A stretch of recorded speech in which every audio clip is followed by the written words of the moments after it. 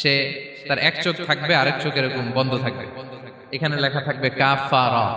কোনোভাবেই তাকে দমানো যাবে না, হত্যা করা যাবে না। আল্লাহ নবী ঈসা আলাইহিস সালাম তাকে হত্যা করবেন। তো যে ব্যক্তি সূরা কাহাফ তেলাওয়াত করবে, সূরা কাহাফের প্রথম 10 আয়াত বিশেষ করে মুখস্থ রাখবে, আল্লাহ তাআলা উসিমা মিন ফিতনাতিদ দাজ্জাল, দাজ্জালের ফিতনা থেকে তাকে বাঁচাবেন।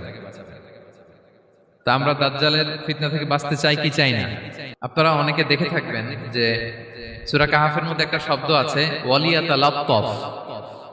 যারা কোরআন পড়েছেন দেখে থাকবেন, না দেখলে আজকে পাঠায় যে দেখবেন একটা শব্দ আছে ওয়ালিয়াতালাত্তাফ। দেখবেন কোরআনের মধ্যে এই শব্দটা বোল্ড করা, মোটা কালি দিয়ে লেখা, বোল্ড।